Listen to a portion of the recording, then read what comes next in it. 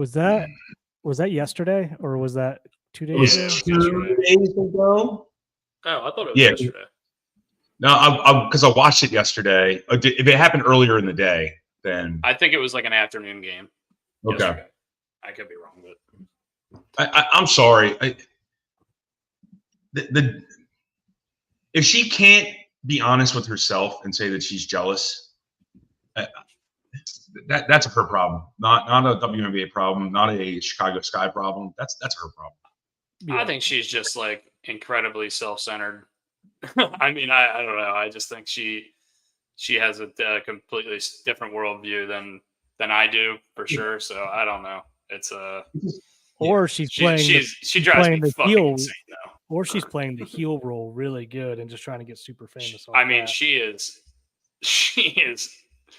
Yeah, she's doing a great job of being a heel. He's got us talking about her. I mean, if you think about it that way, I mean, she's winning. Yeah, it's true. It's true. But from an endorsement perspective, I wouldn't, unless she's, I got to be politically correct here because we're live, but unless she wants to sell horns for a living, I don't know, what she's going to get endorsement wise. Yeah. But I don't understand. I don't understand. Yeah. It's almost like when Tiger came in. Who was it? Was it Fluff or Craig Stadler? That might be. That like made like a comment and it was like racially based about Tiger. And just like the jealousy around Tiger when he came in. It's hot garbage. It's just hot garbage. It was Fuzzy Zeller. Fuzzy Zeller, there you go. Yeah, 97. Yeah. Fuzzy. I didn't want to speak out of turn, but I do remember that now. Yeah. You guys, Brooks, let's go. Yeah, let's fire away. And also, I have the gift cards for whenever we want to send them out to anybody. Okay. Yeah. Sounds good to me. Yeah. I'll let it. We need to do an announcement. Maybe we'll do an announcement during the show today, or maybe we'll just do another. We'll do another contest here this week. So since this is at the beginning of the podcast, there's going to be a hot contest giveaway: $25 to the Chaucer, $25 to the Pig and Rooster in Canton. You can pick those up whenever we announce that, either at the end of this week or on the next podcast. Go see Brian and Delaware Dave. If you don't know who they are, they've been on the podcast. You can go talk to them and check out the recent podcast we just did with Delaware. Yeah. All right. Got Gary Williams on my lawn furniture, baby. Woo! So are we drinking? Do I need a beer? I can go get a beer. I have a Sun Cruiser. You have a what? Oh man, do you like those better than the Surfsides? Yeah, I do actually. They're not as sweet, which I enjoy. I don't think the Surfsides are sweet. I actually prefer the Surfsides, but either way. What'd you say you had? They're called Sun Cruisers. I think it's a Dogfish product. Oh. Or it's the same distributor as Dogfish. I'm not 100% sure. It's out of somewhere in PA. I can't even pronounce the name of it. Yeah, it's like a lot. I don't know why. It doesn't matter. Well, I'll go get 4.5% alcohol. It's iced tea. But it's a vodka-based drink. Yeah. Just a quick rundown while Brooks is going to get a beer. We're going to be talking about golf, the U.S. Open. Obviously, we're going to talk about Bryson DeChambeau, Roy McIlroy, Scotty Scheffler, some other guys that were in contention, some other guys that disappointed us throughout the week. We're going to be talking some baseball. We're going to talk the Orioles, guys who have gotten hurt, guys who have been performing well. We're going to talk some injury stuff. We're going to talk about the future schedule of the Orioles, the upcoming schedule, this big series we have against the Yankees coming up. And we're going to talk about Mookie Betts, the Yankees. We're going to talk a little bit about Trevor Lawrence. And then we're going to get into a snake draft. Best chips is today's topic. Yeah. But yeah, so we'll start off with the U.S. Open. Start off with the hottest thing, the freshest thing on the agenda for the day. Bryson DeChambeau wins despite his wild round off the tee. It seemed like he couldn't find a fairway at all. He hit 5 out of his 14 fairways. Still managed to shoot one over on this golf course, which was just eating people up all week. So it just unbelievable scrambling out of Bryson. That shot he hit on 18 out of the bunker. I don't know if you've ever hit a 60-yard bunker shot, but it's probably the hardest thing to do in golf. So the fact that he was able to keep that below the hole, give himself an uphill putt inside 3 feet. As soon as he hit that bunker shot, it was over.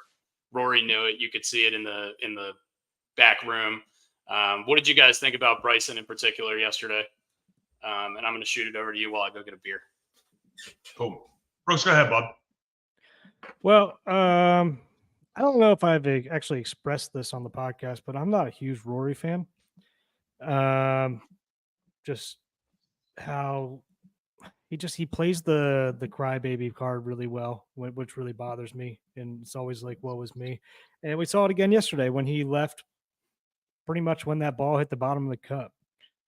He could have waited there about 10, 15 minutes, congratulated Bryson, and left. Same thing Bryson did to Xander. I think we've all seen the memes on either Twitter, Instagram, or Facebook about how Bryson stayed around last week or last major.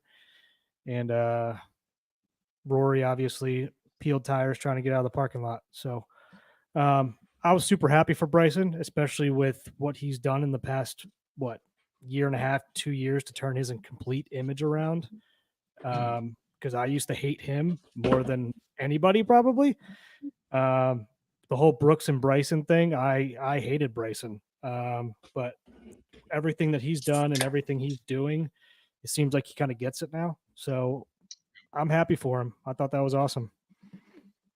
Yeah, it's funny you say that because I have the opposite view in regards to I love Rory. I love Rory for how he stood up for the PGA Tour. He got burned. He's probably a little scorned from that still, and he won't admit it. He's got the relationship stuff going on that has nothing to do with golf, but it still affects him as a person. I appreciate Rory for who Rory is. I am with you when I did not like Bryson DeChambeau at all. But damn it, he is completely flipped in my mind, and not that matters to anyone, but I feel like I'm a decent judge of character and can read a person, and he just seems like a person that is completely flipped. Now, hopefully it's real and not fake, but he seems like – I was happy for him. And what Rory did yesterday was petty, probably is the best word to put it. So it was a shame because he should have stayed because Bryson stayed for Xander at the PGA. Yeah, and so even if he is faking it, good for him. He realized I'm really acting like a douche and making myself look bad. Even if he is faking it, he's trying. I mean, I think and all also the respect in the world. Go ahead, bro. Go ahead. Oh, one day we're going to have to do a draft of just hot guys. As a heterosexual man, I know it's Pride Month. Bryce DeChambeau is going to be a top 2. He's going to be in the first or second round. All right, we're going hot guy draft one day. Maybe Who next was it week. Last week you were talking about in the hot guy draft? Was it James McCann? James McCann. Yeah, James McCann. Jimmy Garoppolo's going in there. I don't care if he's still playing yeah. football or not. He's in. All right, but anyway, we'll get to that at another date. But we're back to golf. Yeah, but look, I'm in the same boat. I hated Bryson for a long time. I still don't love him. I think he's kind of it's hard to say because he's such a grinder. He obviously works unbelievably hard at every single facet of the game, whether it's just he was soaking his balls in Epsom salt before the rounds to make sure that they were weighted properly. He takes every small, minute detail and extrapolates it and does whatever he can. So I totally respect the amount of grind and the amount of work that he's put in. I think he comes off kind of like a tool sometimes. But I think that's just kind of his personality. I think he's just, despite the fact that he means well or doesn't mean well, I think he does mean well. I don't think he's a bad guy. I just think he's a little bit of a tool, to be honest with you. But I do respect the shit out of the grind. I do wish we could have gotten a playoff yesterday at the very least. I don't feel like – I don't want to say that Rory lost this more than Bryson won this, because Bryson totally. I don't want to take anything away from Bryson at all. But look, you're standing on the 15 tee box with a 2-shot lead. You're at 8 under, and Bryson wins this tournament in regulation at 6 under. So I don't know. I kudos to Bryson. Let's move on to Rory. What the fuck, dude? Jesus Christ! Like birdie 4 out of 5 holes in the middle of the round, made every putt. Didn't look like he was going to be stopped, and then all of a sudden, him and his caddy have a disagreement on the 15th tee. His caddy wants him to hit 8. He hits 7. He hits 7 right in the middle of the green. It bounces over into the back, and he makes bogey. Listen to your caddy. Land it on the front of the green, go up into the middle, and make par. Just a bunch of mental mistakes coming in. Should he have left? No. And I think he would tell you that. But as a person who gambled on him yesterday, I didn't want to talk to anybody after he lost. He's come in second in so many majors, and he's come so close so many times. I can't blame the guy for getting the fuck out of there and just being like, hey, look, I'm not going to say anything good anyway. Let's just get the hell out of here. But also, I'm sure he's going to look back on that. Yeah. Be an adult. Be an adult. You've been an adult for so many other aspects of the golf world, all right, on and off the course. Be an adult. Do your job. And that's part of your job, is to be a good team, for lack of a better term, teammate. Because, I mean, you're all in this together now. Like, let's go. Yeah, and he's somebody who the PGA Tour has kind of picked and pegged to be the face of the PGA Tour, whether he likes it or not. And he's kind of overtaken that role. Like, that's just not a good PR move. And, you know, say what you want. Like, I get it. I'd be pissed too, right? Especially with some of the unlucky shit that's happened to him over the years, in terms of bad bounces. I mean, a lot of it's self-inflicted. I get it. Yeah. But I mean, stay there, answer a couple questions, and leave. Like I read a tweet yesterday. Say what you want about Greg Norman, but when he lost that 6 or 7 stroke lead in the Masters, he stayed for, I forget how long they said, like an hour, 2 hours after the tournament, and answered every single question. Maybe this is apples and oranges, and you guys. But when the ball went through Bill Buckner's legs, people talk about how he sat at his locker and he answered every single question. And Bill Buckner was a phenomenal hitter. I think he's a .299 career hitter. I think he has like a ton of home runs. And he's remembered for one damn play. And that's a shame. Yeah. That's a shame. There you go. Bang. All right. Yeah. But he answered the questions in the worst moment of his life. This is not going to be, if this is the worst moment of Rory's life, coming in second in a fucking major, then you lived a pretty damn good life, buddy. All right. Yeah. I think you're judged ultimately by how you handle failure as opposed to how you handle triumph. And I think he handled it poorly. And I think he would tell you the same thing. I think his character has shown over the last few years that he's going to be frustrated with his reaction to this, I'm sure. But I mean, look, I'm going to read these stats real quick, just so you have perspective on this. It's been 37 starts in majors since his last win in 2014. He has 21 out of 37 top 10s. In 11 of those 21, he was in the top 5, and 4 of them were runners-up. In the last 3 years alone, he's got 3 runners-up. In all 3 of those tournaments, he should have won, but none bigger than this one. This one, the tournament was his to win, and he just let it go.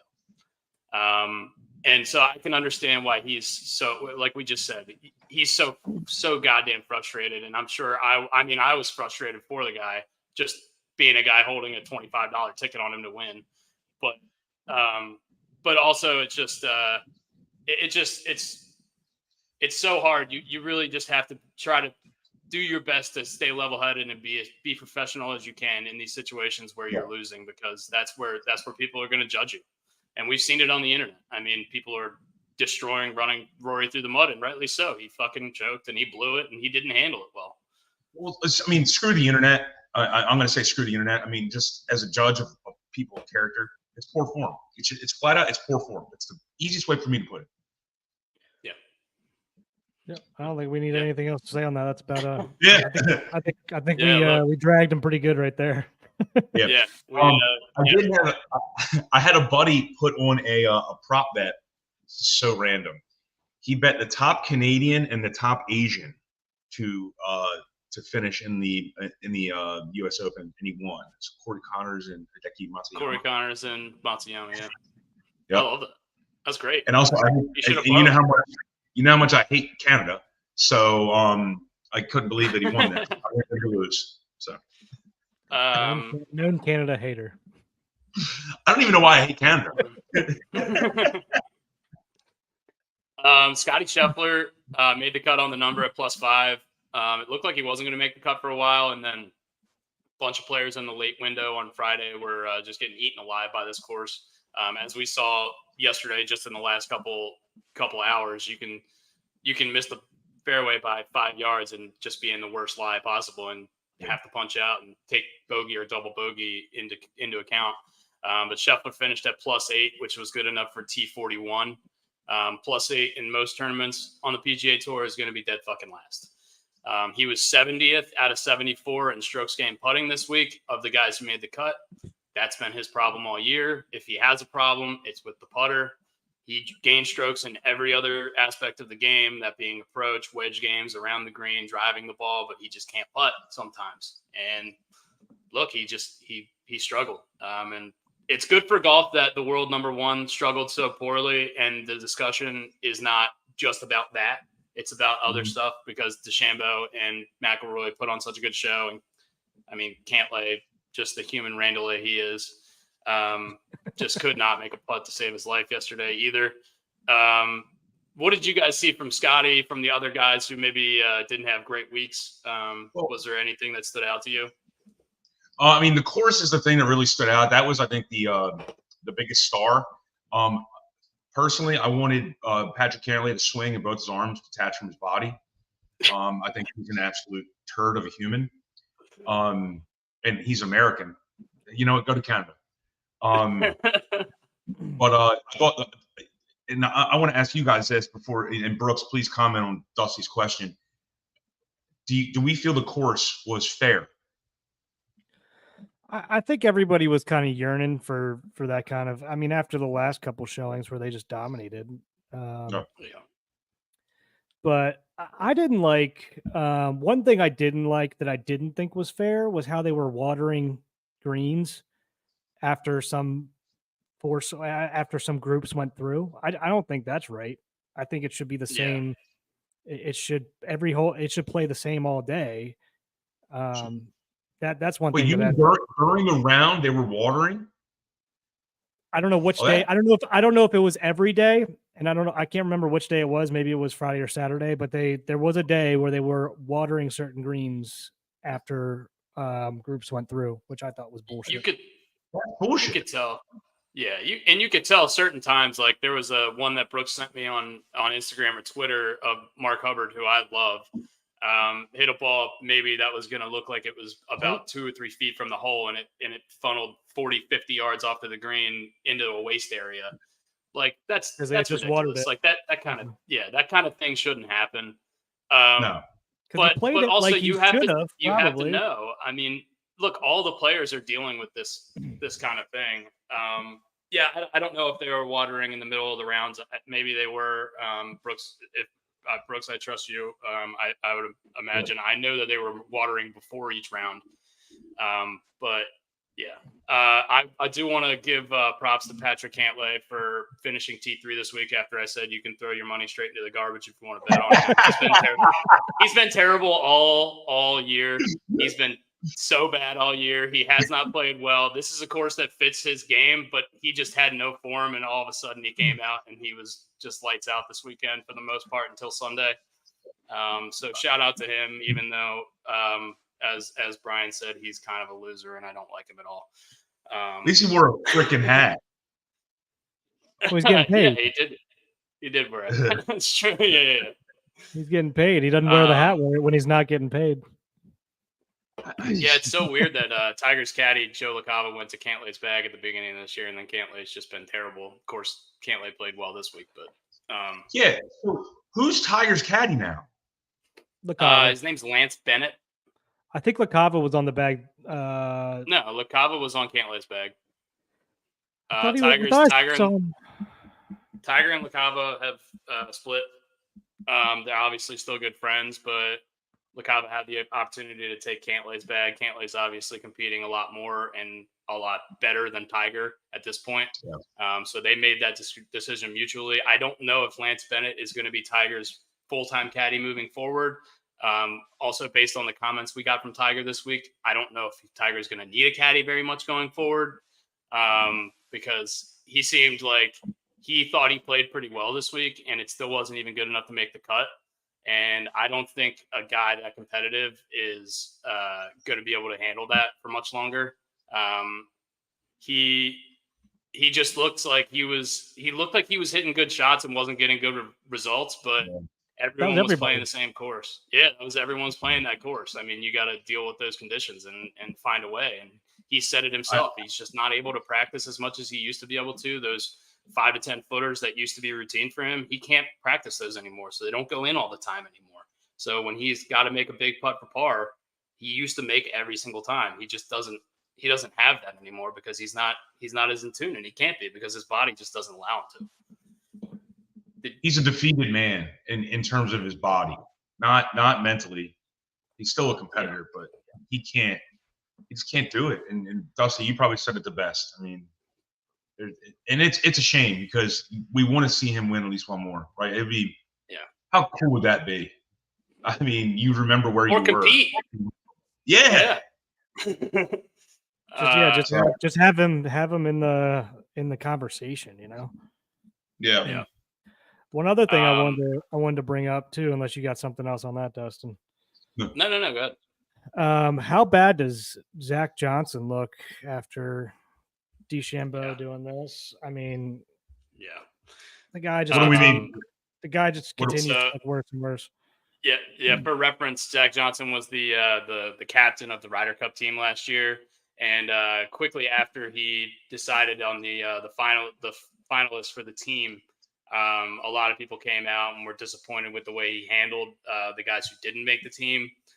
Bryson DeChambeau, being the most notable, didn't even get a call saying, "Hey, you're not on the team. You didn't make the cut." And he just came out and won the U.S. Open after finishing second at the PGA. Obviously he's one of the best American golfers, if not the best right now. I mean, other than Scotty Scheffler, he's on the short list. Zach Johnson looking worse and worse every week, it seems like. Zach Johnson picked a struggling, probably one of the worst moments in JT's career. Took him over a surging DeChambeau, over Brooks Koepka, over Keegan Bradley. Well, Koepka was on the team, in fairness. Koepka was it, yeah. But bad look for him. My pick of the week was Colin Morikawa. He finished T14 +2. He had 2 good days and 2 pretty bad days. Just couldn't keep it together the whole week, which was kind of the story for 90% of the golfers who played in this tournament.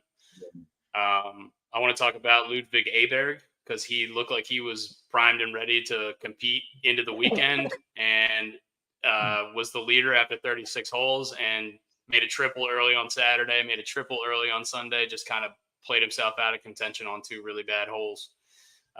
Did you guys see anything out of him? Any other guys you want to point out in terms of who you saw this week? I do.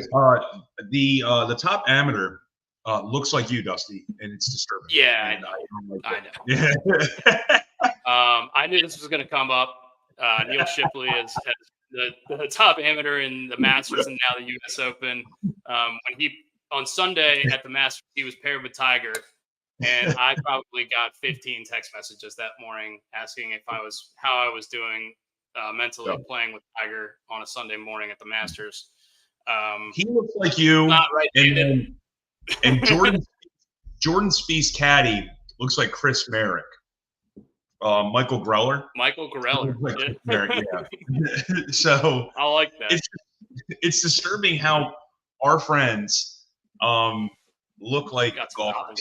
Very bad. I look like Bert Kreischer. All right, that's not good. Bert's getting in shape. Yeah, you look like Bert Chrysler. Oh, I like that. Notable guys who missed the cut this week: Tiger, Max Homa, Robbie McIntyre, Victor Hovland. God, Will Ooh. Zalatoris, Ricky Fowler, Jason Day, Dustin Johnson, you stink, Justin Thomas, and Phil Mickelson almost came in dead fucking last. I think he shot an 80 on his second day. He's going to compete in the Masters maybe, but I don't see much out of Phil moving forward. He's getting old and he's looking. He looks like a skeleton. And closet stat that was dropped on the Peacock coverage: a lefty has never won the U.S. Open. That is stunning.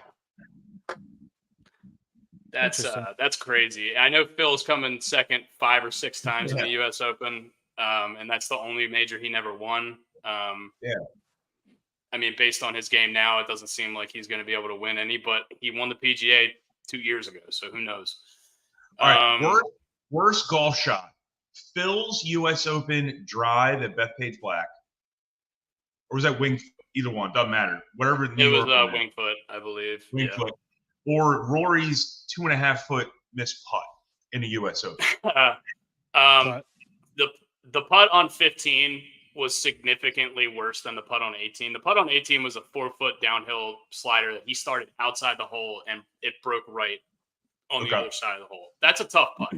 He should have made it. He should have hit it harder, but that's still a tough putt. It's understandable. The miss on 15 is completely inexcusable. That 2.5-footer, you can't miss those putts. If he made 496 out of 496 in the middle or throughout this season, putts inside 3 feet, and that's the first one he missed. Come on, dude. You got to pick that putt. So yeah, I'd say that there's just so much more room for error with a driver than there is with a putter. Maybe they were both mental collapses, but the 2.5-footer, you can mental collapse 2.5-footer and still make it. No, they were mental collapses. We don't need to. Yeah. I mean, Phil hit a fucking hospitality tent. All right. Yeah, that's true. He lives in the hospitality tents. He hit a couple good shots off of hospitality tents in his career. And it's hard to putt with that tight of a butthole. I mean, I don't know how you putt when you can't fit water in your ass. Do we want to do that's a shame before we move on to baseball? I mean, look, my that's a shame is Roy McIlroy. He completely blew it. Standing on the 15th tee box with a 2-shot lead, and you lost in regulation. That's a shame.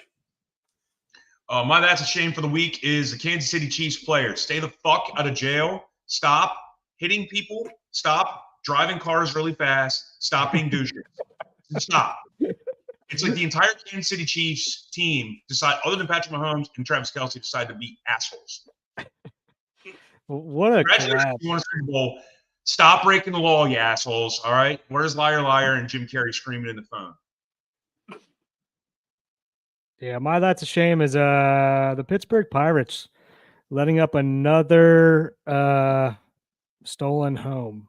Another lollipop thrown back to the pitcher and just let him walk home. Yeah, I did see that. The pitcher was visibly frustrated with the catcher. Was it Grandal? I think Jared Jones. No, but the catcher I think was Grandal. I don't know if it was for sure, but if it was, dude, Grandal, you've been in the league 10 years. You can't fucking do that shit.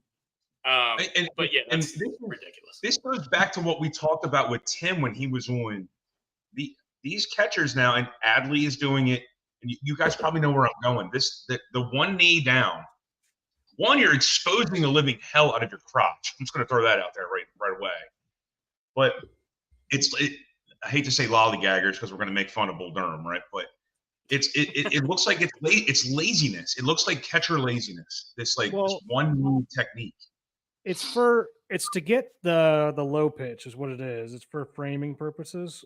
Yeah. But it's also really hard to block a ball at that point. And like you said, you're opening yourself up to any kind of foul hitting you right in the quad or in the dick or wherever it's going to hit you. Yeah. Also, I heard a term watching MLB Network the other day, a splinker, a splitter sinker. Stop renaming fucking pitches, baseball people. All right? The pitches have already been named. They're there. They're here. Stop it.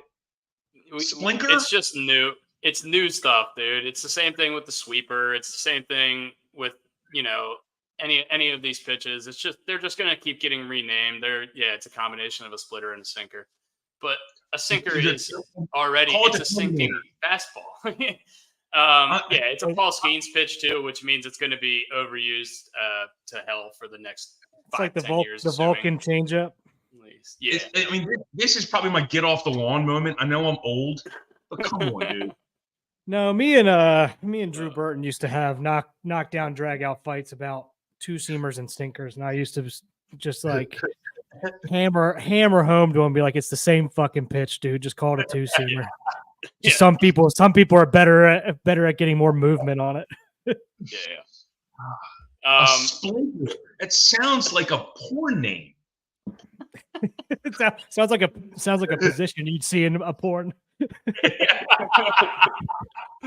You want to try the splinter? You want to try the splinter today? Or maybe it's a toy. Hey, grab my splinter. It's a toy. Man, we're off the rails. We're off the rails, boys. Oh man. Okay. Just before we're obviously going to move into baseball, I just want to touch real quick. The next week in golf, this week we have the Travelers Championship, which is at TPC River Highlands in Hartford, Connecticut. It's the last signature event of the season, excluding the British Open and the playoffs. What do you think the odds are that Roy McIlroy is going to be playing in this event? He is currently signed up to play in this event, by the way. I think isn't he mandated? Aren't they mandating these guys to play in certain events now? So they're not mandated to play in them. However, if they miss a certain amount of signature events, they're not eligible for the whatever the internet impact thing fund that they get. Player impact fund, something like that. So basically, the top 10 names in golf on social media and in media, the top 10 names that are portrayed by the sports media and are most talked about get a stipend. If you miss a certain amount of signature events, you are not eligible for that stipend. I think it's a significant amount of money. I think it's like $10-15 million to the guy in first. And then he's going to play. Yeah. There you go. There you are. I don't think there's a shot in hell he's going to play this week. If he's going to be paying alimony, he's going to need that 10-15 They called the divorce off. Yeah, they called the divorce off. They got rid of those papers. We'll see how they that called goes. They called the divorce off this week or last week, I guess I should say. Yeah, and then Judge Judy gets involved, and then all hell breaks loose. Travelers Championship next week at TPC River Highlands, and then after that, we got the Rocket Mortgage at Detroit Golf Club, which is the one tournament a year that Ricky Fowler has a chance to win these days. Once again, I'm going to say this: Ricky Fowler will win a major when he drops the IE from his name. Just go by Rick Fowler, and you are going to win a golf major. I swear to God, Ricky, if you ever listen Fowler. Maybe when he gets onto the senior tour, he'll be Rick Fowler, and he'll just start dominating everything. I mean, it's working pretty well for Scotty. Scott Scheffler. Well, Scott Scheffler would be the least popular golfer on the planet. Dude, the name Dick Fowler would be fucking incredible. Hey, can we get Richard Fowler on the tee box, please? All right, we're going to move into baseball. The Orioles are 8-2 in their last 10 games. They're 47-24 for the season. They are second in the AL East. They actually gained ground for the first time in a couple weeks on the Yankees. They're only a game and a half back. Only a game and a half back. The Yankees lost their series to the Red Sox. They lost pretty badly last night on Sunday Night Baseball. I watched that game. The Red Sox stole 9 bases last night, by the way, on the Yankees. Yeah, that's stunning. I saw that. They broke their own record. They broke a record. They stole that many bags. Now, is this attributed to the catcher being terrible, the pitchers being too long, or is this the bases that being larger? What do we think? Or is this just them being like, fuck it, we're not going to win the division. Let's just cause havoc.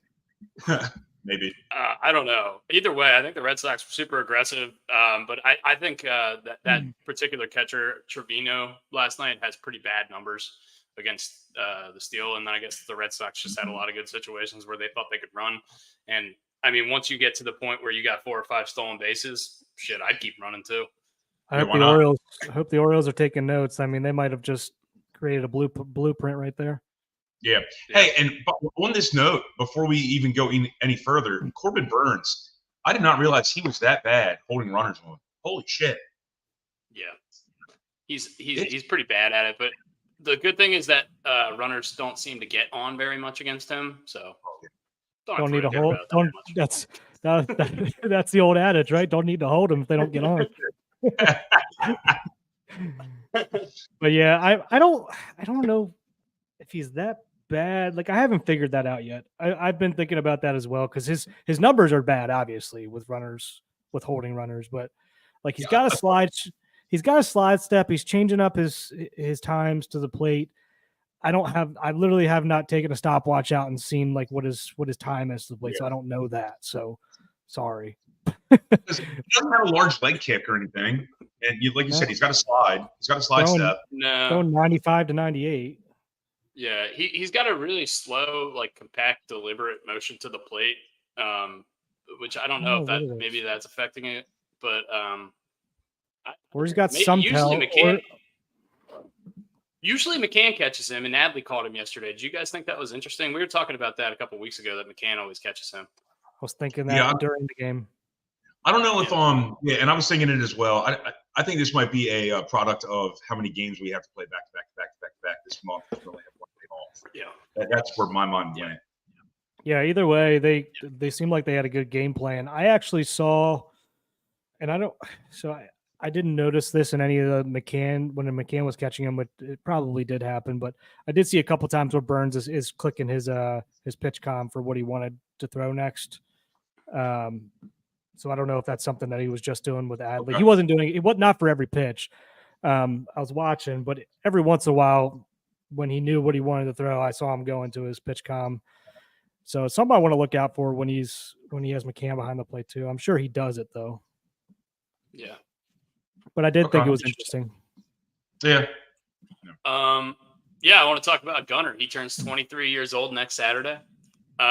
He leads the league in leadoff home runs. He overtook Kyle Schwarber, who we were playing against this week. He's got 8 on the season now. He hit 2 this week. He's second in the league in home runs with 22. He's second in the league in WAR with 5.0. That means he's won 5.5 games over an average replacement. And we've played 70 so far. Are they home that's Saturday? Pretty outrageous. I'm sorry. Are they home Saturday? This Saturday, no, they'll be on the road. Oh, I was going to say the Chaucer should offer up some free beer and drinks for him. Some free beer and food. Yeah, I saw a great shirt. In Houston. Sun's out, Gunner's out, and it's him flexing with the silhouette of his face. Phenomenal shirt. Yeah, we might need to get some Gunderson shirts made up. By the way, Ooh, I like that. Shout out Hannah Burton. Yeah. Shout out Hannah Burton. I don't know if it was Hannah or one of her friends, but that was a top conversation in our group chat a couple weeks ago. One of our friends asked a group of girls to name an Oriole, and the best answer was Gunderson. That one guy, Gunderson. Yeah, which is sweet, a sweet name. Yeah, so he leads the league in those categories, other than Aaron Judge, who's just eating baseballs for breakfast. Judge has 26 homers, 4 more than Gunnar. Only a 0.1 higher WAR, but Judge has obviously been the best player in the league this year. I don't think anybody's going to argue that. No. So we'll see how that continues. But for the fact that he's 22 years old, turns 23 next week, being able to do all this and do everything at an elite level defensively, he's been unbelievable. Yeah, do you guys have any kudos you want to throw to Gunnar Henderson? Anything you see in particular? Yeah, we saw his competitive psycho side come out when he got thrown at, and then got pissed off that he hit a ball right back at the pitcher and sprinted as fast as he fucking could to first base because he was so mad that he didn't get a hit off the guy that went high and in on him. I was like, yeah, that might be the most competitive human being on the team right there. I mean, when we talked with Ryan Ripken and he talked about how, hearing the crack off the bat, with Westberg and Gunnar, what gets me even more about Gunnar is his play presence. Like he is such, and same with Adley, by the way. just the ability to take pitches and then not to miss a mistake. When someone makes a mistake, they make you pay, and it's awesome to watch. And especially when they're going 1-2, lead off the second, hit second. I mean, come on, man. I mean, it's so nice to see young hitters. Uh-oh. We're good. We're good. We're back. I'm here. Hi. Yeah, we had a little bit of a lapse there, I think, for a sec. Brooks looks like he's he's there. Gunner's unbelievable. It's so much fun to watch him play. It's really cool that he has another shortstop at the same time, another young shortstop in the league, and Bobby Witt, who's also doing unbelievably awesome things that he's going to be able to compete with, go back and forth on. It sort of reminds me of like the A-Rod, Jeter, Garcia Parra thing with him and, a bunch of these young shortstops in the league right now. Super talented guys. So really, really cool to see that just for baseball. Baseball needs. I heard an interesting bar combo. Two guys who I don't know. They were at the bar, and you could tell they were baseball fans. And so I'll pose this question they had to each other. If we redrafted the draft with Adley and Bobby Witt, would we still take Adley?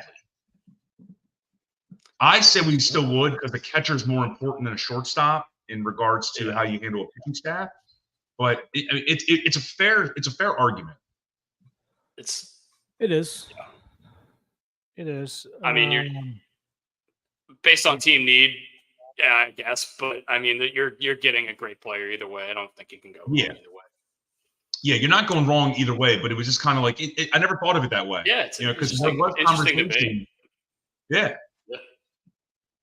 For sure. Yeah, I mean, hindsight, no, because we ended up getting Gunnar to fill that role, and then we'd end up with two shortstops, and then realistically, we probably wouldn't have drafted Gunnar because we had Bobby Witt at that point. Yeah. So who would we have taken in that draft? So, and then we might not have taken Holiday. We might have taken Andrew Jones's kid, and he is falling off the face of the planet. I don't know what happened to him. I thought he was going to be so good, and he's just I don't know. I haven't seen him on any prospect lists in the last 6 months. Tony is still tatering. That written down. Multiple home run game on Saturday, 3 home runs this week. Seems like he's just figuring it out. Even the outs he had, especially yesterday, he hit 2 or 3 balls pretty hard. It looks like he's starting to get locked in at the plate, and when he gets hot, it's so much fun to watch. When he's cold, it's no fun to watch. His dick walks into the stadium 20 minutes before he does. I mean, he is so hot right now. He is Hansel hot, from Zoolander. He is so hot. It's awesome. Dude, and not only that, he obviously, we just saw it, just clutches anything right now, man. Yeah. He is Anthony Potatoes can't do anything wrong right now, it seems like. Yeah. And speaking of not doing anything wrong, Craig Kimbrell, who probably we were on this podcast and a lot of Birdland was over the course of the last month or two, he's shutting people up. His last 13 innings pitch, he hasn't given up a run. He's got 17 strikeouts. His opponent batting average is .071. Is that good? I heard. Yeah, it's good. Yeah, it's good. It's good. Heard. I need to eat. I need to eat shit on this one because I wanted him gone. I was so over it. I mean, he could have set himself on fire, and I'd been like, "Cool, sweet, man." Well, and I need to eat it because he's definitely shut me up, and he shut up a lot of other people in the major leagues. I'll play devil's advocate here. Like I'm one of the guys who stuck up for the guy. I think, like you said, I think we were pretty easy on him. In terms of the rest, like comparatively to the rest of Birdland. But again, this is another one of those stretches where we talked about, like, I think he's going to go on these stretches, and I think we're still going to get a stretch where he's going to struggle. I hope not, obviously. I just think it's going to happen just with the age. But right now, I mean, if he loses command, loses a feel of a pitch, whatever, it can happen. So right now, this is when we need him. Honestly, like I'm so glad this is happening right now during this stretch, and it's not happening during a stretch where we have some depth out there or some rested players, some rested pitchers. But yeah, I'll play devil's advocate and say like, yeah, he's awesome right now, but let's keep in mind the next time when he has one of these dips, we're just gonna have to make it through a little bit, you know. Yeah. If it does it's gonna happen be towards undulations. if it happens towards the postseason or if it happens towards the end of July, that's when like when everybody was calling for us to go get the A's closer and whoever else they wanted us to get. That's when that conversation's probably going to get heated up a little bit more. But if he keeps pitching like this, we kind of have the leverage a little bit more. So yeah, and I think this is a good segue to go into what we're going to talk about now with the injury news and the pitcher needs that we have. Given the Brad stuff, and Dusty, I'll let you lead this. Yeah. So, with reference to the bullpen, just off the bat, Danny Coulomb went on the IL last week with elbow inflammation. He said he's hopeful that it's not serious, but they're doing a bunch of tests. They don't have we don't have any information really on the severity of the injury. it's not good. And then Kyle Bradish. Yeah, it's not good when it's quiet. And then Kyle Bradish. I think we're all holding our breath as hard as we can on. But he went to the IL with another UCL. They're calling it a UCL sprain, which could lead to Tommy John. It depends on the severity of the sprain. It's the same thing he was dealing with 2 or 3 months ago. He came back. He looked great. I think last week we were worried because he took an extra day or two before his start, and then he came out and had 9 strikeouts, and he looked great. But Brooks was calling it. It looks like he was doing this with his hand like Brian just did. And he left after 76 pitches. He told Hyde his elbow hurt. They're doing more tests, but I think this is not good. When you're doing this and shaking it out, something's not comfortable. And they fucked him. I'm sorry. I trust the Orioles. I really do. And I've talked about on all these casts how much I trust the new regime. They fucked him. They fucked this one up. You could tell. I mean, if to the blind eye, you could see he was not comfortable, and they kept letting him go. That's bullshit. Yeah, he needs to speak up too if that's the case. He could have been fighting for himself in the background, saying, "I'm good, I'm good, I'm good. Let me go," which is cool. You're right. You're right. But there is some hopeful stuff I've seen on Twitter, but like again, we're not going to know anything here quite yet. But I mean, in that last game, 2 games ago, I mean, he threw 98, 98, 99 to Harper in that one at bat, and then an inning or two later, he's down to 93, 94, which is fine. But it's interesting. I don't know what's going on there. I don't know if he needs extended rest like at the beginning of the season, or if this is something where we just need to get it over with. I think I'm going to go the latter there, Brooks. I'm not going to say get it over with. Just do it. And I hate to say it because it sucks for our season, but just do it. Yeah, if he can get the PRP shot again and get some rest and we can get a couple good starts, great starts out of him again here. He's missing 2026 or 2025 no matter what. Yeah. So do we try to go that route because he's not fully torn yet? I don't know. So yeah. I think this is where they go to him and say, "What do you want to do? It's your body, it's your career." I agree. They have to. I mean, that's the only fair thing to do. Yeah. I agree. And knowing the competitor he is, he's probably going to say, "No, I want to help the team get through this year, whatever it is." So, yeah. I mean, we've seen players do crazy things with their body just to try to win. Remember, Ronnie Lott cut his freaking finger off and went out there and played the next week. Yeah, it sucks. And then you see Strasburg try to sit out the playoffs because he set his pitch count. And then Jabba Chamberlain. Jabba Chamberlain, I think, now sells cars. I don't think he needs to. He got paid. He's got no Jabba Chamberlain. He's got no Jabba Chamberlain. He bought all the cars, and he's selling them now. We got a rehab start yesterday from Dean Kramer in AAA Norfolk. He gave up 5 runs, only 2 were earned, so some rough defense behind him. But through 59 pitches, 37 strikes, he went onto the DL 15 days ago, May 21st on the 15-day DL with a tricep strain. He's saying his arm feels better now. Obviously, he's working through some stuff. Didn't have his best stuff in his first rehab, but that's why it's a rehab start. Maybe you get one or two more in and throw a couple more pitches and see how that goes.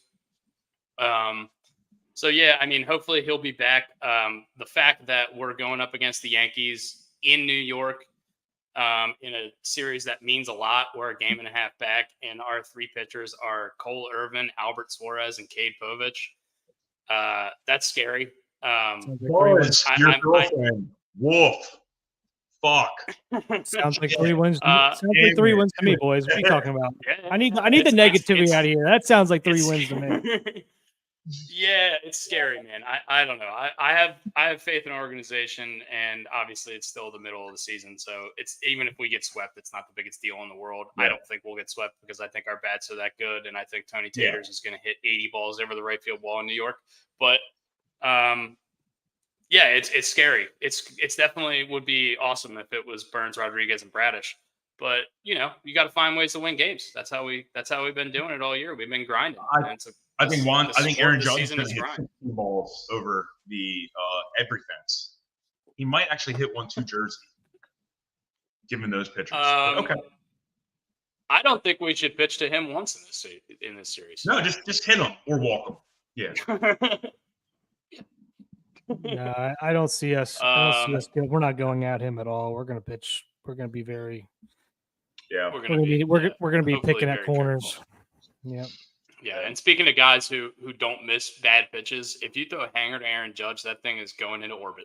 So yeah. If you want to throw a changeup blown away, I don't care if it's 2 feet off the plate. Don't throw it in the zone. I think something we need to bring up in a couple, either next week or 2 weeks from now, is we need to look at some trade candidates for the Orioles. Yeah. We were talking about that in our group chat. We're definitely going to be doing that sometime in the next couple of weeks. Keep an eye out for that. We're going to be doing some potential trades, some long shots, and some more realistic stuff probably. Yeah, that'll be fun. Brooks already mentioned the closer for the A's. His name is Mason Miller, but when you said it, my mind went to Mark Mulder because I'm just trained that he's – I don't know why because he pitched for the A's. But it's definitely not Mark Mulder. It's Mason Miller. The double M's get you. Oh, my God. He's pitching to Geronimo Heel, all right? Jesus. Jorge Julio. We got alliteration all over the place. Oh, man. Speaking of old-ass Orioles, Corbin Burns posted his 10th straight quality start. He's only the 6th Orioles pitcher to do that in a single season, and the first since Jeremy Guthrie in 2007. Oh, get out of here. How awesome is that? I got another one. Jeremy Guthrie. Got another one. He has not let up more than 3 runs in a single start this year, I believe. Last player to do that. Maybe it's earned runs. Last player to do that. Any guesses? Bedard. Rico Lopez. I mean, I was thinking Mussina, but it was on the broadcast yesterday. Jim Palmer. In like going that far back. Why are we jinxing this? I mean, that's an outrageous He's going to give up 9 runs his next out. I'm knocking on every piece of wood I got in this room right now. Yeah, and I want to bring up Grayson's game the other day. 7 innings, 2 runs, 6 Ks. In his last 7 starts, he's 5-1 with a 2.3 ERA, 43 Ks in 42 innings. He's walking less guys. He's giving up less hits. He's been great. So I definitely wanted to highlight that since he came back from that little weird nagging injury earlier this year. He's been great. Jackson Holiday, injured list with elbow inflammation. It's not considered to be serious long-term. I think it's one of those things where he's just like, hey, this doesn't feel super comfortable. And the organization is being super careful about it. It's also a way to just keep the, hey, bring Jackson Holiday up, people at bay for another couple of weeks. So we'll see. I mean, I'm not reading too much into this. We'll see how it end up going, but they're saying it's not supposed to be a big problem. Based on Yeah. some of Elias's comments, it sounds like Holiday is gonna be. He's at least gonna be up. He's gonna be eligible for the playoff roster because he really thinks that he's gonna make a huge impact by the end of 2024 season. So it sounds like he's gonna be up at some point. So Yeah. I kind And of at heard this some of the same point- comments that you heard, Brooks. He's Yeah. going to be up. And at this point, it's hard to bring him up Yeah. with. I mean, with the guys that we were talking about early in the year that were not producing that are now starting to produce and have good at bats, and Urias, and obviously Mateo's still playing out of his mind after his injury. I mean, we can't even get Stowers in the lineup right now. Cowser And he's starting. been good. I know Cowser's making a name. Setty's starting to play better. Hayes is starting to play better. Yeah, I mean, there's not a spot to bring him up right now. But again, these things aren't going to last. Like somebody's going to go, and somebody's going to need a break too. So Yeah. People are going to need breaks. There's also going to be a break, in regards to someone's going to get hurt. I hate to say that, but it's just natural. And we're going to end up dumping one or two guys for a pitcher, and then that will open up roster spots. Maybe that's major league talent, maybe that's minor league talent, but we're going to need to have to make a trade, and at that point, you will have spots open.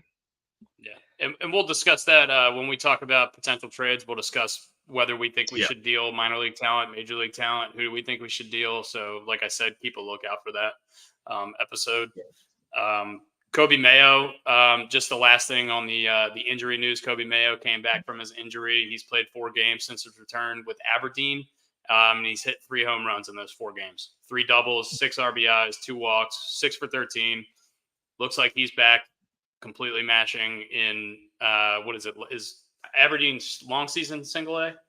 Long season single A, yeah. Yeah. Mm-hmm. So long season single A. I'm sure he'll be back up on the AAA roster next week, and then. Obviously, we'll be right back in the discussion of people we can bring up if we need to. Somebody gets hurt, or if they want to go a different direction. So I don't know how he's back right now with a cracked rib. Like he said, it's not. He said after it happened, it didn't bother him after a couple of days, so he could have come back sooner. Like I don't know with the swinging and everything rotationally wise with baseball, how that's not bothering him. But obviously, it's fucking not. They sent him to Florida to rehab a rib. How the fuck do you rehab a rib? I'm just serious. You sit still. You Yeah, sit still. How the fuck you got to go to Florida to do that? Just stay in Aberdeen. I don't know. Maybe the vitamin C is good for the cracked ribs, and just go lay on the beach for a little while. I got Magnum PI telling me over here that you go to Florida or Hawaii.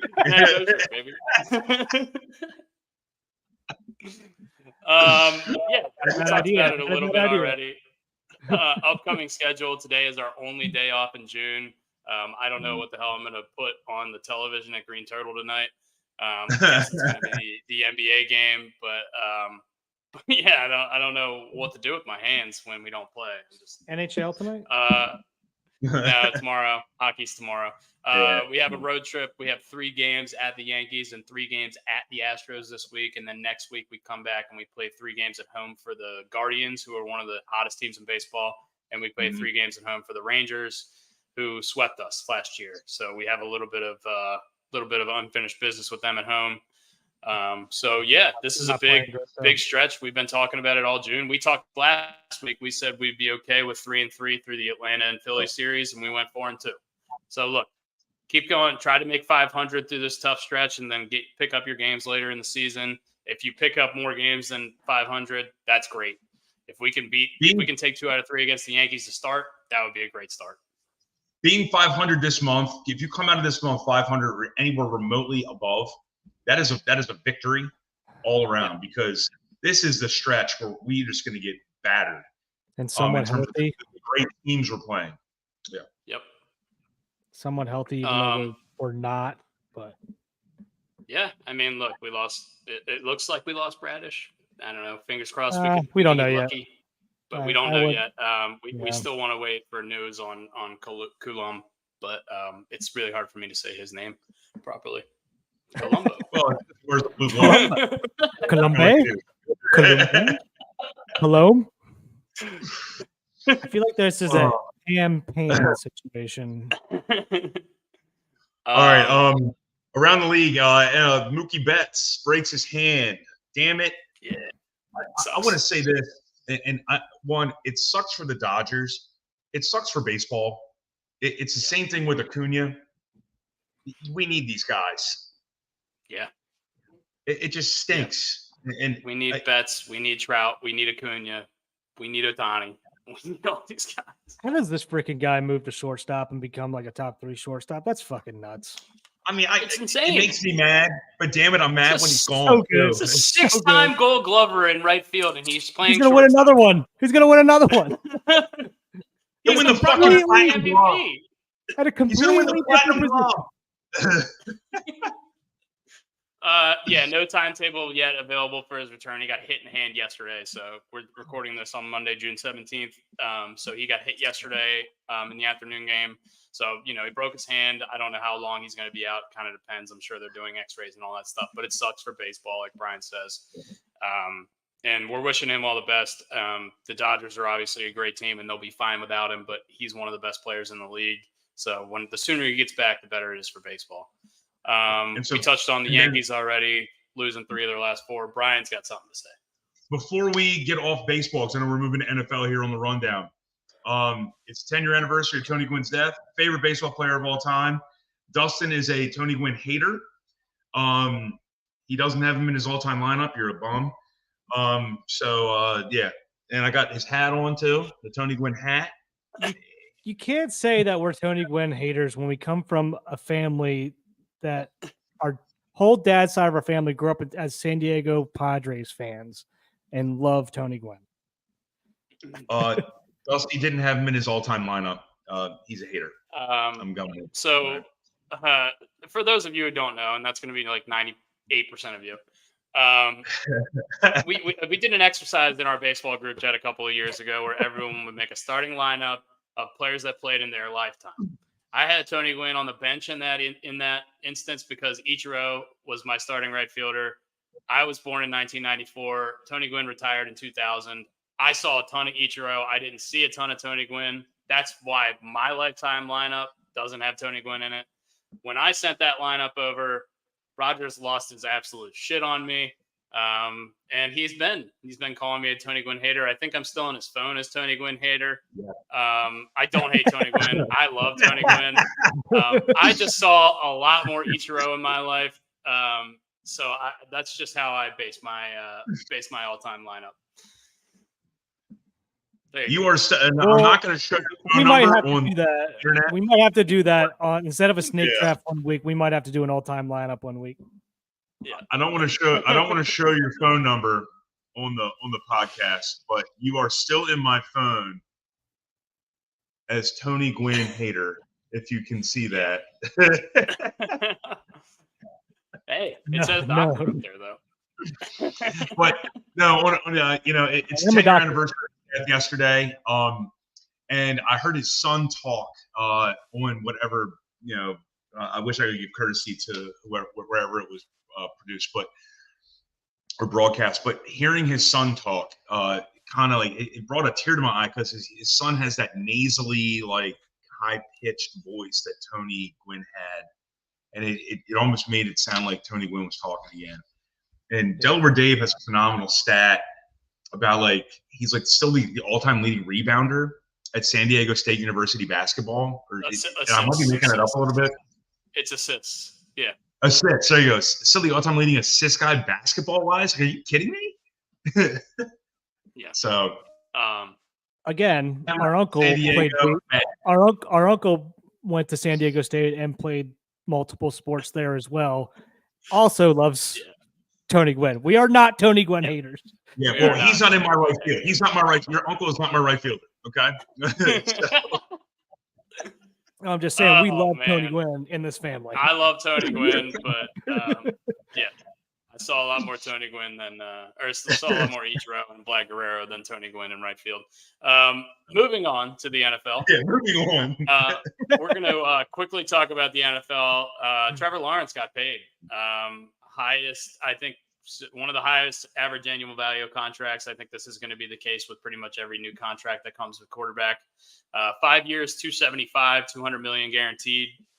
Do you guys think this is warranted? Do you think this is just kind of where the league's going? Do you think it's a little bit of both? What do you guys think about Trevor Lawrence as a quarterback? Brooks, go ahead. I think this is the Jaguars saying that we think we can win with you. And I mean, you can't start over right now. I mean, they went so long without a quarterback. And obviously Trevor Lawrence is freaking good. I mean, he ripped up the Ravens defense a couple years ago. So yeah. And this is just where the league is, right? I mean, it seems like every contract that a quarterback is going to get is going to break the one before it. The guaranteed money is the money I look at. He's still not the highest paid, in my opinion, because I look at guaranteed money, even though his potential money is the highest. But yeah, I mean, is this contract warranted for what he has done? No. Simplistic. No. Is this the Jaguars organization needing to make a statement along with Doug Peterson, who said he would not have taken the job unless Trevor Lawrence was there? This is the Jaguars basically making a commitment to both of them with one contract. As they should. Sure. And both of them have done a very sustainable and great job at what they need to do. But is this contract and this money warranted for what he has produced? No. And I want to go to the state of the league, and like Brooks just said, this is bullshit. I'm sorry. The next guy up doesn't need to be the next highest paid player. This is a revert back to the draft when Sam Bradford got like $60 million and he never played a snap in the NFL. This is bullshit. Dak Prescott is like a top 8, top 10 quarterback. He shouldn't be the highest paid quarterback next. He shouldn't. He's not worth it. Sooner or later, like a Baker Mayfield contract is a very good example of this. He took like $22, $24 million, but he's going to have a 3 or 4 year career with the Bucs, and they can put a team around him that's going to be successful. I think part of it too is the problem that Jacksonville is a very small market team in relation to the rest of the NFL. So if you're Jacksonville, you have to overpay for good players to stay there or come there. So I think they kind of just knew, based on the fact that, look, franchise quarterbacks don't grow on trees. I'm not saying Trevor Lawrence is a franchise quarterback. I think he's incredibly talented. I think he's above average. I think he's got the potential to be a franchise type quarterback. I don't think he's shown that yet. But if you're Jacksonville, what other option do you have? I don't think you're going to be able to convince a quarterback who's on the free agent market to come to Jacksonville unless you're going to pay them a crazy amount of money, because Jacksonville is historically not won shit. And number two, they're a small market team. So I think I think if you're Jacksonville, you kind of have to do this. I do agree with Brian. I don't think it's a good trend that the next guy, the 8th best quarterback in the league, should make the most money in the league just because he's the one getting paid at the time. But I think that's kind of the trend line we're on, and we're just going to have to get used to the world that we're in. Yeah, and that's fair. But what ends up happening, and this isn't an indictment on Trevor Lawrence, by the way. I want to make that very clear. Yeah. But what I'm saying, you pay this quarterback to be your messiah, but you can put nothing around him. That's penny smart and dollar dumb. Okay, how fucking awesome are you going to be when you're on your damn back trying to throw the football because you have no offensive line because you can't pay him because you paid the quarterback? I mean, see Joe Burrow. Joe Burrow actually had the quickest release time last year. It was like 2.43 seconds, and he was the most sacked quarterback in the league last year, which makes no fucking sense whatsoever. Yeah, I think this was a paycheck based on potential as well. I mean, what's his biggest weapon right now? Christian Kirk. Calvin Ridley went to Tennessee. They drafted Brian Thomas in the first round at LSU. Which we'll see. This is my point. we can't name half the fucking people on the Jacksonville Jaguars. So I think the Dolphins have done a good job of this. Like they need to, and they probably already have. You're basically selling that you get to come to a place where it's going to be warm year round. It's going to feel good on your body if you're a little bit older. There's no state income tax, which is Income tax, big. which is going to throw whatever you're going to make through the roof compared to other places like California, wherever. So and both the Jaguars and the Dolphins did a terrible job of this in the past, and I feel like the Dolphins are finally starting to figure it out, which we're going to talk about next with Calais Campbell going there. You get to market like this is going to year-round warm, right? Most of our games are going to play in a warm climate. Is our division, do we have a bunch of indoor games and stuff like that in our division? Like you're just going to extend older guys' careers. People want to live in these places. There's no state, like you said, the big thing is no state income tax. That's what's selling these places. And that's where I think Jacksonville could potentially get to. And I think what Dustin said is right. I don't think they have a choice, right? Because they don't. There's not a better option. And you don't want to sit here in another 10 years to try to figure out who the quarterback's going to be again, because then you're going to lose your coach as well. No, because I like Peterson. Yeah, it's a rock hard place situation. I mean, without a doubt, they had to pay him, and I understand it. And once again, it's not an indictment on Trevor Lawrence. It is not. But I just feel like he's going to be on his back the entire goddamn time unless they draft really well or find some diamonds in the rough that want cheap money. You know, it's going to be the case, and it's somehow and we come, the three of us come from a place where we love the Ravens, and they do such a great job of finding, these 4th or 5th round guys. Jacksonville does not do that. They just don't. No, but they do have a ton of money to spend down there. So, I mean, if anybody's got the luxury of money to play with, it's them. Yeah. So, hey, and they might be playing in London for the rest of their lives. Who knows? The last point I'll make on this before we move on is I think he could just be average for the next 5 years and he'd still be the best quarterback in Jacksonville Jaguar history. I couldn't tell you who the best quarterback in their history is. Great. It's maybe Mark Brunell, maybe Byron Leftwich, David Garrard, Blake Bortles. It's got to be Brunell, right?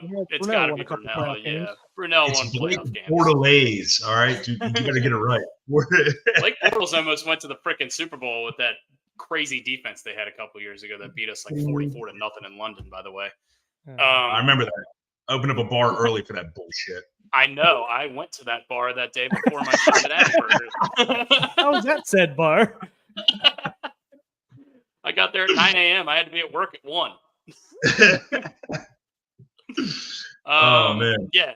6-time Pro Bowler, Calais Campbell, former Raven great, signed a 1-year deal with the Dolphins. I think he's like 38, 39 years old. He's like 6 foot 100.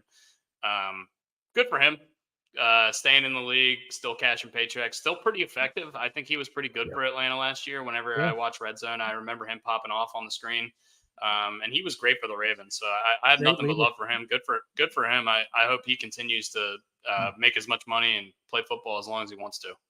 Great. And everything he hears, he's a phenomenal human being. Yeah. And a great voice. Sounds like a cartoon. Yeah, he does. T. Higgins, this was weird. I didn't think this was going to happen. T. Higgins signed his franchise tender. Him and Jamar Chase missed mandatory OTAs. A lot of people thought that he was going to sit out until he got a long-term deal. It looks like him and the Bengals, or I don't know what happened, but the Bengals have convinced him to sign this franchise tender, which means he is going to be at training camp. It just means basically he's not going to be a Bengal after the end of the season. No. So I have a question for you. Why are you surprised about this?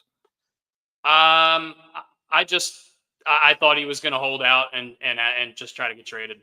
I think maybe the Bengals got into the situation where they just realized, or that he realized the Bengals were just never going to be able to pay him, and at this point, he's just got to show out and make that money. But yeah, I don't know. I thought he would sit out. He understands his situation. I mean, so from him signing this tender, this would be where a Jacksonville Jaguars could get this guy. But do they have the dough? 100%. 100%. They do. Next year they will. 100%. Okay. So my thing is T Higgins has zero leverage in this situation, right? Yeah. Like I agree.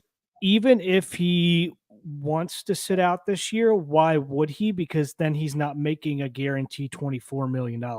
Why the Yeah. fuck would you give that up, right? So all along he was going to sign this. He was just going to sit out for as long as he could to try to force a trade or try to force a contract, which isn't going to happen. We all know that. So he was stuck in a rock and a hard place. His only play here was to sit out as long as he could to see if he could force a trade, because that could potentially be good for the Bengals to get some return on him. But that was his only leverage, really. But I mean, realistically, they're sitting there like, yeah, he's going to make a guaranteed 24 million or whatever. It's somewhere, it's like 21 or 25, somewhere in there, that he's going to make guaranteed this year. And you're not going to sit out and not take that money. I mean, it's just not. I need these problems where I'm forced to take $24 million. Yeah, boo-hoo, right? and for T Higgins, look, he's not a number one. He's probably going to get paid like one. I would say he's significantly. I would say he's a significantly better receiver than Christian Kirk. And Christian Kirk signed a 4-year, $84 million deal a couple years ago. The market's getting higher, especially for receivers. So T Higgins is probably looking at something in the $90 to $100 million range. So I understand why you don't want to take $20 million, but I think Brooks's point is correct. I think he had no leverage, and this is what he's forced to do this year. And hopefully he doesn't get hurt. He's going to be able to make that $100 million next year. And if he does get hurt, no one can answer. I'm assuming, and I believe he is a product. Or do you guys think he is a product of Ja'Marr Chase being on the other side of the field? Hard to say. I think to a certain extent, you're a product of your quarterback and your surrounding talent in general. But I think that's wide receivers in general. Yeah. But I think the skill set and his ability to create separation and his ability to get to balls that other receivers can't, I think that pops out when you watch the Bengals. So yeah, obviously Ja'Marr Chase and Joe Burrow help, but I don't think that's the biggest reason that he's that exceptional football player. Yeah. Yeah. I think that's wide receivers in general, right? Because they need so many other things. They need so many other people to do their job for them to eat. Yeah. That obviously having another good wide receiver to take attention away from you is going to help as well. I mean, but also, I mean, look at Devontae Adams. Like he's still putting up numbers. Yes, he's still a great receiver, but he's not putting up number one receiver type numbers because we all know he don't have shit there. So because he needs O'Connell thrown to him. He has some guy who sells. He sounds like my tax guy. Yeah, I mean, you need a lot of other people to do a lot of other people to do their job well for you to do your job well. And when you find yourself on a team that's not happening, it's hard to produce numbers. So, all right. Are we drafting? We are going to draft. We are going to do a snake draft as we always do. We're going to do 5 picks per person. This snake draft is the best chips. This is not chip aisle. This is just chips. It could be tortilla chips. It could be Pringles. It could be whole wheat chips if you want to do Sun Chips. But we're not going to go Cheetos, Cheese Puffs, other stuff in the chip aisle. We're going to save that for another day. So this is going to be brand and flavor. To all the viewers, piss off. I don't want to win. I want to come in last every time. We also only get 5 picks. So if we forget something, just know we did not forget. We know if you call out something like how was this not drafted, we know. We know. We're aware. It's just we only get 5 draft slots. We didn't get these lovely figures by not eating all the chips. Okay. Yeah. I've gone into detail. I've got roughly 10 to 12 chips I can pick from for these 5. So 16. If you guys take all of them, that would suck. I have 16 written down. I'm a loser. The first pick is Brooks, and if he doesn't take the overall number 1 Maryland chip, we're out. We're done. We're canceling this. Brooks, go ahead. Man, I really don't want to take it, to be honest with you. Brooks, take your favorite chips. Stop pandering so much. I'm not. I am taking my favorite chip, which is at man. Do I do? Oh, Jesus Christ! I know what Again? Brooks' favorite chip is, and I know what Brian wants him to pick. give me Doritos Cool Ranch. Oh my God, that's not even close to what I thought it was going to be. Okay, I'll take the crab chip, number one. I'll take the crab chip. I get number Who's two. pandering I'm gonna now? take Crab chips. The crab chip, I'm going to take it because now Brian can't have it, and I think I'm going to get my number one anyway, so we're good. All right, Brian, you I get get to go back to back here. Yeah. All right. I'm going a little Maryland based. I'm going Royal Farms horseradish cheddar. Okay. I had that. I had that written down as well. That's a fantastic chip. And I'm going Utz Carolina style barbecue. Ooh, good one. I also had that written down. That is a strong start. Carolina barbecue. I haven't had those in forever, but God, I love those chips. So good. Yeah, I was able to get my number one overall in the second round. Like I thought, I'm gonna take the Kettle salt and vinegar, sea salt and vinegar. I think that is the perfect. I think that is the perfect chip. Kettle. Kettle is the brand. Kettle sea salt and vinegar. I think that is. I had some yesterday. I mean, they're just.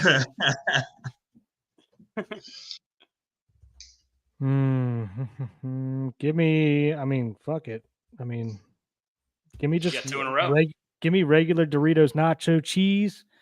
Wow, he's going heavy on the Doritos out of the gate. You have a Doritos sponsorship we're not aware of? No, he's gonna go with sweet chili next. No, but I would love one. I mean, those are heavy hitters, right? Those got to be number one overall. Yeah, absolutely. Those are great chips. Yeah. I'm not taking anything away from you here. And so I got a question here. Can I go with another salt and vinegar brand? Yes. Yeah, absolutely. You're going Cape Cod, right? You're going Cape Cod? No. He might go Utz or Lay's. Give me you know what? Give me just the Sun Chip Harvest Cheddar. How about that? Wow. Okay. That's a strong chip.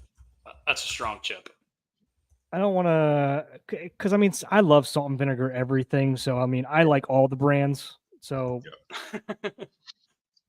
there you go. Okay, so for my number 3, I'm going to take Miss Vicky's jalapeno chips. Well done. Those are great chips. I love them. That was my next pick. Yeah. Well done. There's a plethora of jalapeno chips I would take, but that's my personal favorite, so I'm going to go with those. All right. I'm going garden salsa sun chips. Yeah. Strong chip as well. Yes, and then are Fritos considered a chip? I think so. Yeah, it's a corn chip. chip. They're like a score. They're like a scoop. Yeah. Okay. Yeah. So I'm going the barbecue twist Fritos. Oh man. Oh, that's a good one. That's a strong entry. We used to eat a ton of those as a kid. That's another one I forgot about actually. The barbecue twists. Yeah, those things. The barbecue. Yeah, the twisty guys. Yeah. Yeah. Okay, so Carolina barbecue is not available. Give me Ruffles sour cream and cheddar. Good call. It's a fantastic chip. On the list.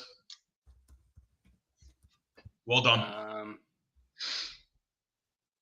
Brooksy, close it out for you. Yeah, he's coming back.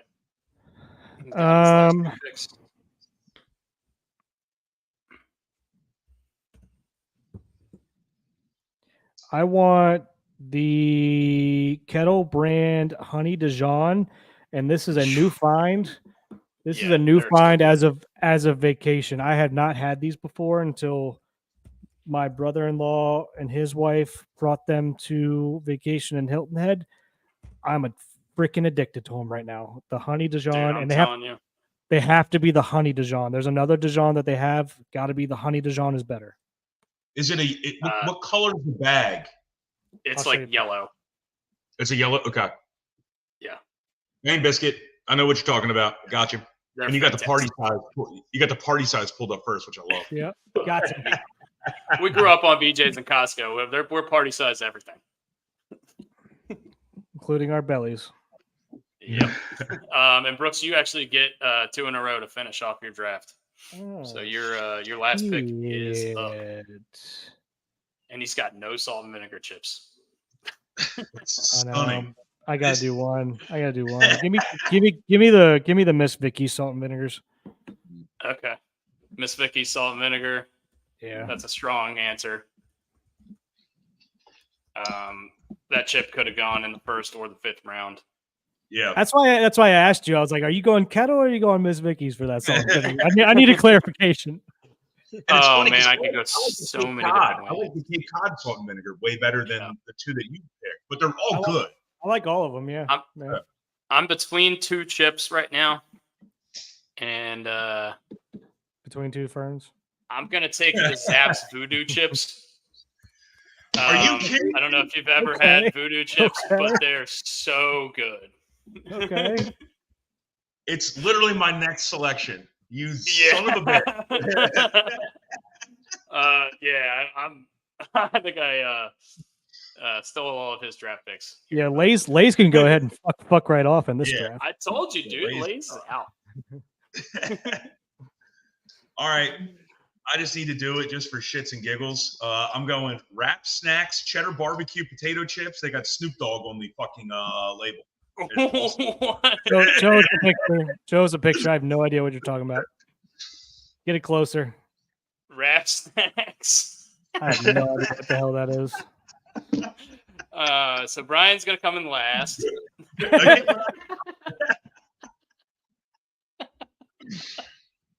Which is what he wants, so it honorable- makes sense. Honorable mention, real quick though.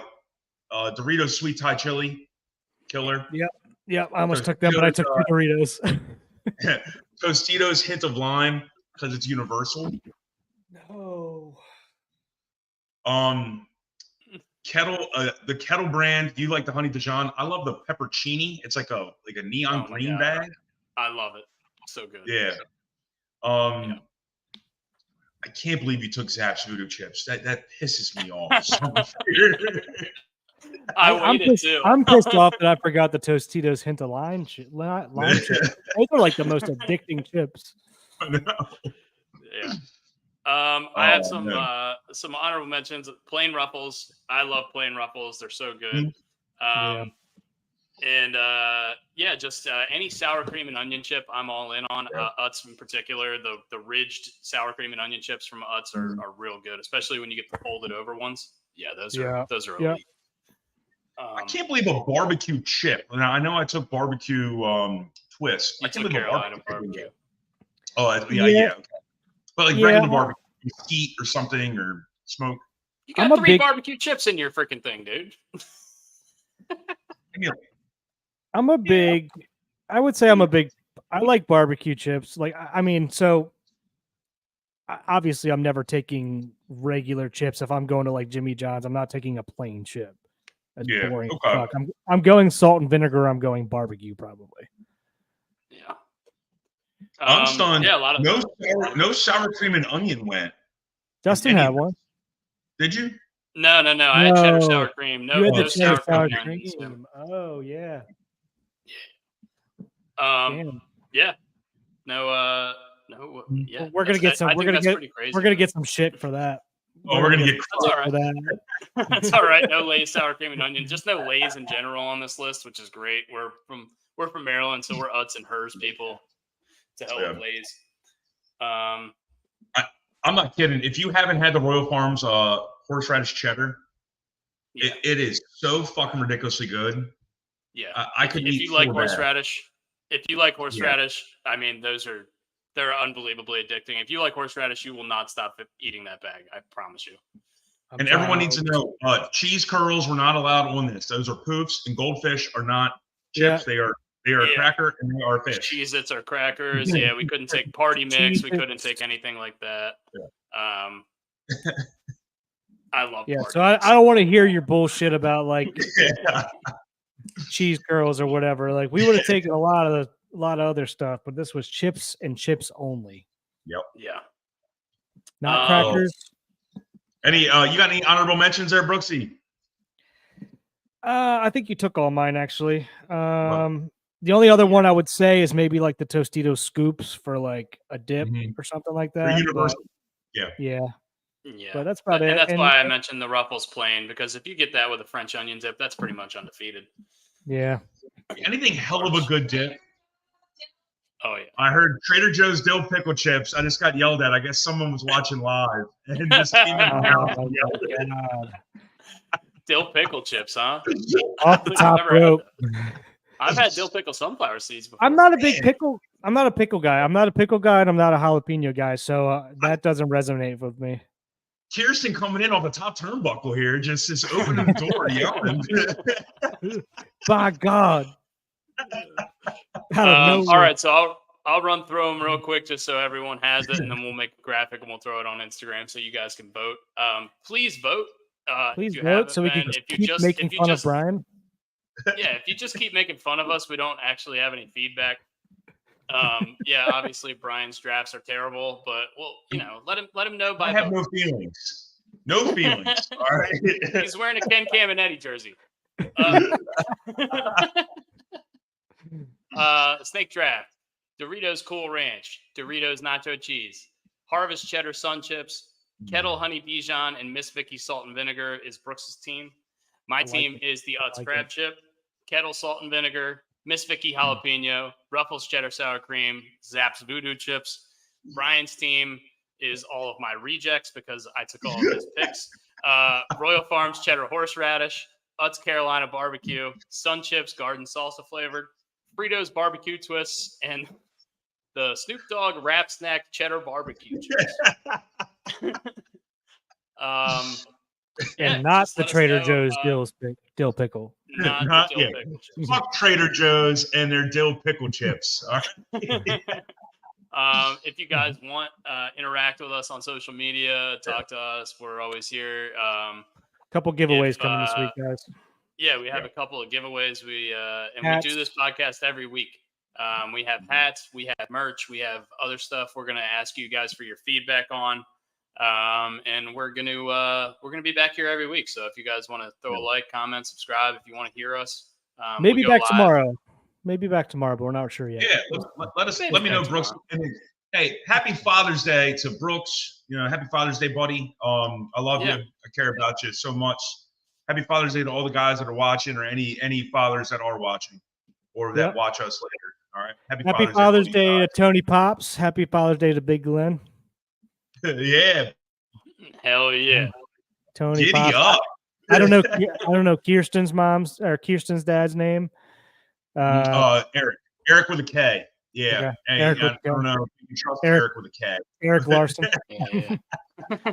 Happy Father's Day to him. Happy Father's Day to Doug Carr. No, happy Father's Day to all you guys. And once again, we say it every week, kind of at this point, the last 3 or 4 weeks. Talk to people. My favorite part of this is I get to talk to my friends. I get to be happy with these guys. I'm happy with you guys as well. They're all the viewers, and I appreciate you guys very much. And I love you guys so much. Cheers, guys. Wait. We'll Giddy up, see you guys. guys next week, and thank you very much for tuning in. This has been another episode of Gary Williams Stole My Lawn Furniture. Yeah. Next See you, week or boys. next week or tomorrow. We'll see. Yeah, we'll see you sometime.